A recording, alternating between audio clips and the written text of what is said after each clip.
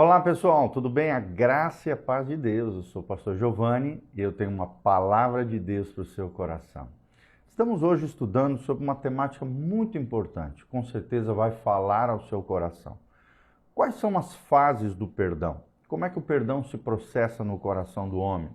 Qual é a perspectiva cristã reformada acerca do perdão? E nós estamos baseados aqui em 1 João 1, 7 a 9. 1 João 1, 7 e 9.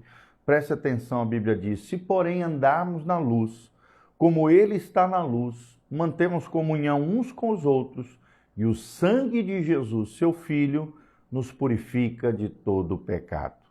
Versículo 9. Se confessarmos os nossos pecados, Ele é fiel e justo para nos perdoar os pecados e nos purificar de toda a injustiça. Eu vou repetir o 9. Se confessarmos os nossos pecados, Ele, Jesus, é fiel e justo para nos perdoar os pecados e nos purificar de toda injustiça. Então, isso é tremendo, gente. Dentro da perspectiva cristã reformada, o perdão é um processo profundamente enraizado na graça de Deus e na autoridade das Sagradas Escrituras e na resposta humana à obra redentora de Jesus de Nazaré. Então nós vamos ver aqui, junto com vocês, alguns significados da palavra perdão e como ele se processa na vida do crente. Primeiro, gente, perdão é convicção do pecado, como esse texto que eu li em 1 João 1, 9. Convicção do pecado. Como assim, pastor? É a atuação do Espírito Santo no nosso coração, no nosso interior. Qual é a base teológica que nós temos para isso? O Espírito Santo ilumina o coração para reconhecer o pecado, conforme diz João 16, 8, que é Ele quem nos convence do pecado, da justiça e do juízo. A doutrina também da depravação total ressalta que o ser humano só reconhece a sua condição pecaminosa através de uma ação divina pelo Espírito Santo de Deus. Como é que eu posso praticar isso? É interessante que o indivíduo é levado a uma consciência da sua ofensa contra Deus e contra o próximo, seja por meio da pregação da palavra, da leitura bíblica ou da correção fraterna, correção dentro das comunidades cristãs. Então, nós temos essa consciência da nossa ofensa, da gravidade do nosso pecado, através desses três meios, ou pela pregação da palavra, ou pela leitura pessoal, bíblica, meditação na palavra, ou então através da exortação, da correção fraterna de outros irmãos.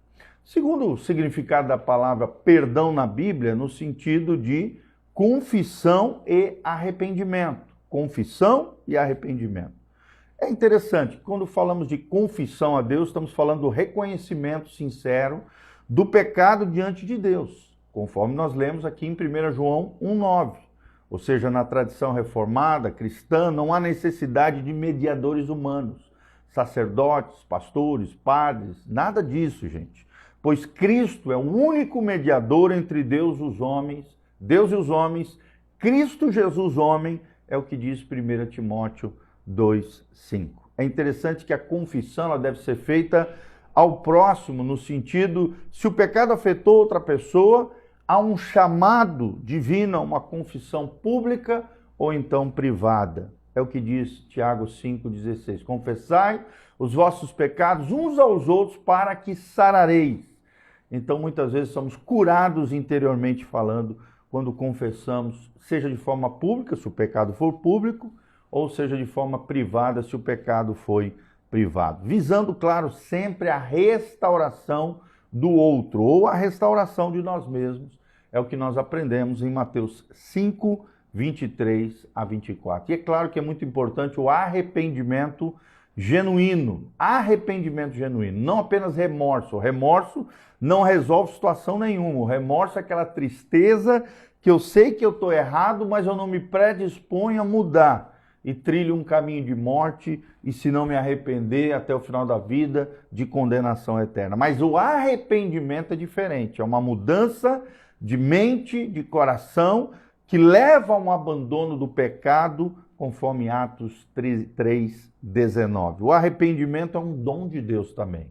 É o que nos fala Atos 11:18. Está ligado à fé em Cristo. Quanto maior a fé em Cristo, quanto maior o entendimento da graça de Deus, automaticamente o meu coração estará sempre em arrependimento, e quando eu falhar, errar, logo me levantarei no Senhor e pela graça de Deus sairei daquela situação embaraçosa em o nome de Jesus. Terceiro significado do perdão é a recepção do perdão divino. A recepção do perdão divino, ou seja, somos justificados pela fé. O perdão é assegurado pela obra expiatória de Cristo Jesus na cruz do Calvário. Está lá em Romanos 3:23-24. O crente é declarado justo, não por mérito próprio, mas sim pela graça imerecida de Deus. E aí, com esta justificação pela fé, ele tem a certeza da graça de Deus, a segurança do perdão que vem das promessas bíblicas, conforme o Salmo 103, versículo 12, e do testemunho interno, interior do Espírito Santo, conforme Romanos 8:16. A Confissão de Westminster, uma grande confissão no século XVII, enfatiza que a certeza é o fruto da fé madura. Vou repetir, a certeza é o fruto da fé madura. A certeza do quê? A certeza da graça de Deus e da salvação que Jesus nos oferece. Quarto significado da palavra perdão, ou dentro do processo e das fases do perdão, é a extensão do perdão ao próximo. A extensão do perdão ao próximo. Ou seja, perdoarmos uns aos outros, como diz a palavra de Deus. E quando fazemos isso, estamos imitando a Cristo. Ou seja, o crente é chamado a perdoar como um reflexo do perdão recebido da parte de Deus. É o que diz Efésios 4:32. Isso inclui abrir mão da vingança, abrir mão da mágoa, do ressentimento, do ódio, do sentimento de retaliação e zerar a dívida que o outro tem comigo, conforme Romanos 12:19. Esse perdão deve ser incondicional, mesmo diante das ofensas não reconciliadas. O perdão é um ato de obediência a Deus, conforme Marcos 11:25. Ainda que a reconciliação dependa do arrependimento do ofensor, precisamos perdoar uns aos outros, é o que nos ensina a palavra de Deus, a extensão do perdão ao próximo. Jamais podemos sonegar aos outros a graça e o perdão que nós recebemos de Deus. Em quinto lugar, a busca pela reconciliação e a restauração. Tem tudo a ver com o perdão, ou seja, a restauração relacional. Quando possível, busca-se reparar o relacionamento, seguindo o modelo de Mateus 18:15-17. A reconciliação exige sempre humildade e paciência, é o que diz Colossenses 3:13. Quais são os limites práticos de tudo isso? A restauração não ignora, é claro, as consequências naturais do pecado, como, por exemplo, a quebra de confiança. Mas ela busca sempre caminhos para a reconstrução do relacionamento, dos afetos com sabedoria, conforme nos ensina Gálatas 6:1. Sexto significado da palavra perdão, do processo do perdão e das fases do perdão, é a perseverança na graça e na santificação. A perseverança na graça e na santificação é o nosso sexto ponto com relação às fases e o processo do perdão. Você precisa entender que é um processo contínuo, ou seja, o perdão é vivenciado na jornada da santificação na vida do crente, onde o crente, ainda pecador, depende diariamente da graça de Deus. É o que nos ensina Filipenses 1:6, ou seja, também vemos a comunidade e a disciplina. A igreja atua como um corpo que apoia uns aos outros, corrige uns aos outros e restaura uns aos outros através do amor, da disciplina e da correção.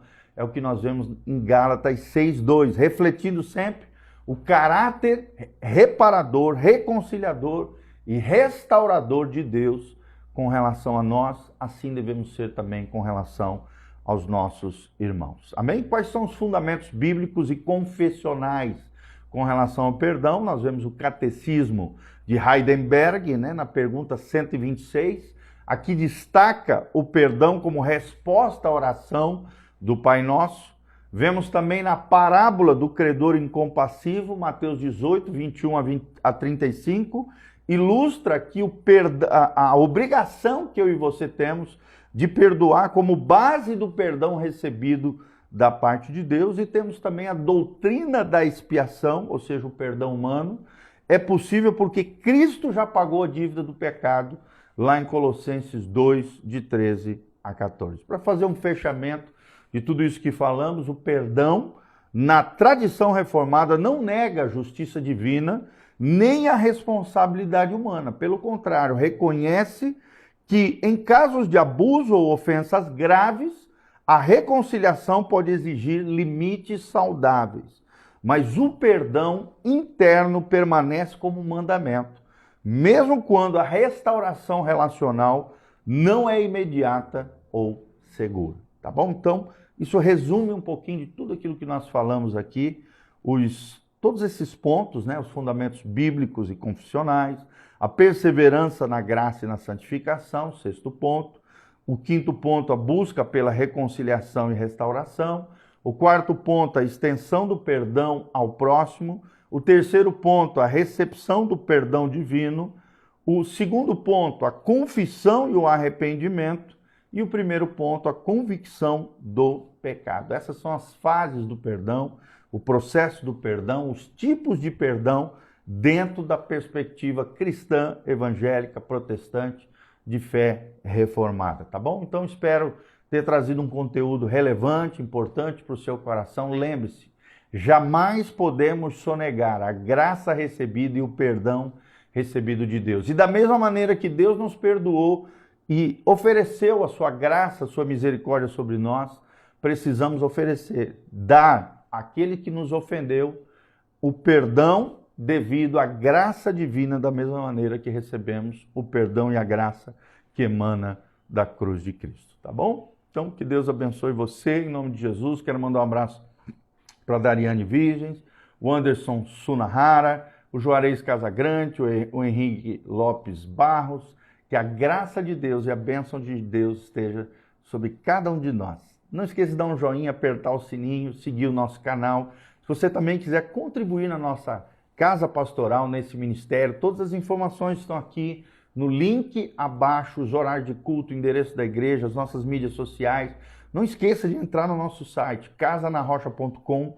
Nós temos 8 cursos de graça lá para você, 8 cursos abençoadores para a sua vida e para o seu coração, diversos temas bíblicos. Também vem estar conosco, nós temos um Instituto Bíblico, toda terça-feira, às 19h30, na nossa comunidade. Igreja Casa na Rocha, Instituto Bíblico Casa na Rocha. Vem estudar teologia conosco, vida cristã, liderança, espiritualidade, vários temas diversos da vida cristã. Estamos estudando juntos toda terça-feira, 19h30. Quarta-feira, culto da fé. Na sexta-feira temos a célula, o encontrão dos nossos adolescentes e os nossos jovens, às 20 horas, na nossa comunidade, às 9 horas da manhã e às 19 horas, 2 cultos. Escola Bíblica Dominical, às 9 horas, um culto matinal.